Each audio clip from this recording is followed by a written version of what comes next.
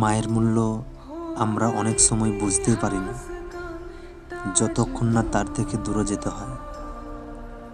ছেলে হলে যখন নিজের ঘর ছেড়ে বিদেশে পা বাড়াই, তখন মায়ের প্রতিটা কথা, প্রতিটা যত্ন, প্রতিটা ডাকে লুকানো ভালোবাসা হৃদয়ে গেঁথে যায়।